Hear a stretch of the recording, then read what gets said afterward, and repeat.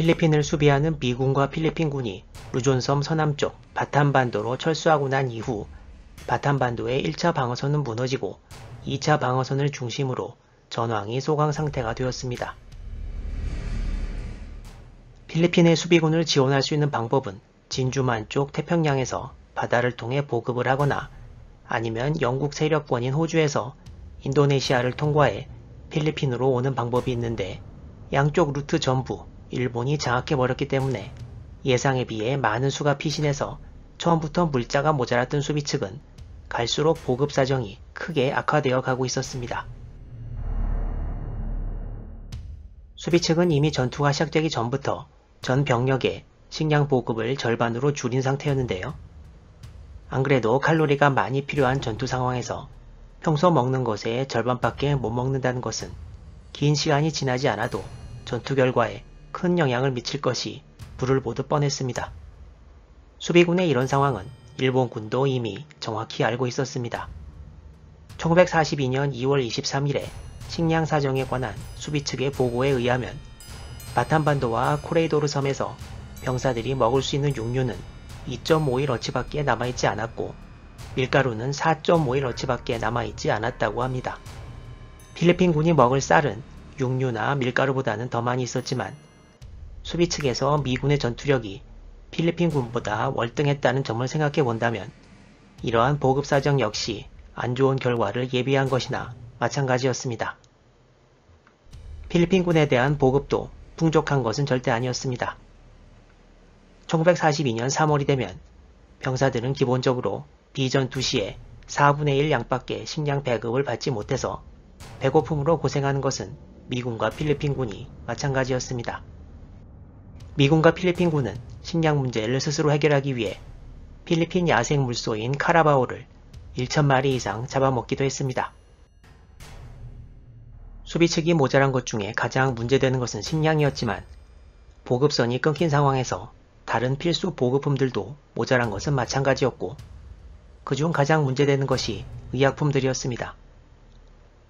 이전에 일본군이 말라리아 등 풍토병으로 많은 비전투 손실이 일어났다고 말씀드렸는데요. 말라리아로 고생한 건 수비 측도 마찬가지여서 1942년 3월 말이 되면 말라리아로 입원하는 병사 수가 하루에 1,000명을 넘었고 약 75에서 80%에 해당하는 병사가 말라리아에 걸린 것으로 추정되기도 했습니다. 말라리아에 쓸 퀴닌 알약도 제대로 보급되지 않았고 무엇보다 잘 먹질 못하는데 병이 제대로 나을 리가 없었습니다. 바탄반도에 물자를 공급하려는 노력은 있었지만 일본군의 방해로 결과는 미미했습니다.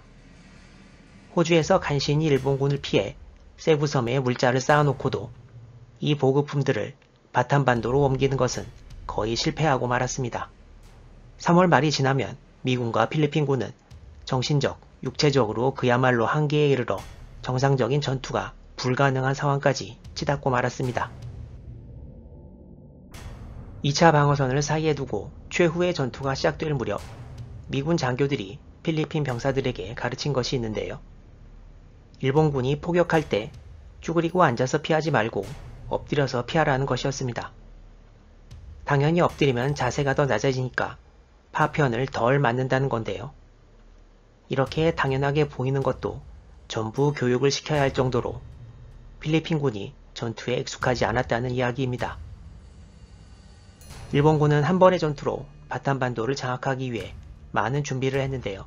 저번 영상에서 말씀드린 대로 일본군도 필리핀에서의 전투로 상태가 아주 안 좋았기 때문에 일본 대본영에서는 바탄 공격군에 대해 대대적인 보급과 충원을 실시합니다.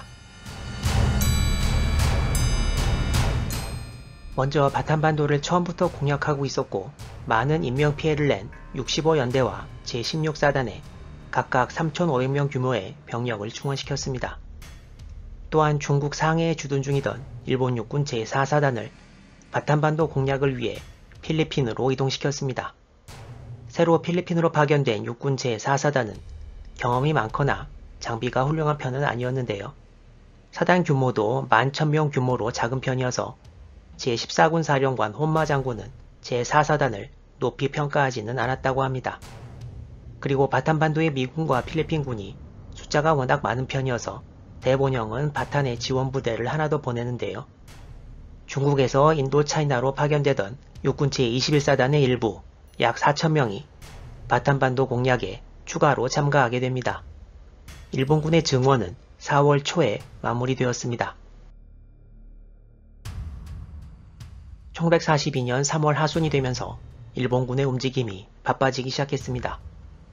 수비 측의 제2방어선 근처에 일본군 척후병들이 나타나기 시작했고 관측용 기구를 띄우자 후방에 대규모로 일본군 포병대가 집결하는 것이 보였습니다. 1942년 3월 28일 일본군 전체가 후방으로부터 전진해 공격 출발선상에 집결했습니다. 전선을 동소로 나누어서 동쪽의 중앙부에는 65연대와 4사단이, 해안가에 가까운 전선에는 21사단이 자리를 잡고 서쪽 전선에는 16사단이 포진합니다. 일본군 사령부는 4월 2일에는 공개적으로 라디오 방송을 통해 바탄의 미군과 필리핀군을 공격할 준비가 완료되었음을 공표하기도 했습니다. 1942년 4월 3일 오전 10시 일본군 포병대가 수비 측 진지에 집중 포격을 시작하면서 일본군의 대규모 공격이 시작됩니다. 양측의 사활을 건 바타반도 수비전, 과연 어떻게 진행될까요? 다음 영상을 기대해 주시기 바랍니다.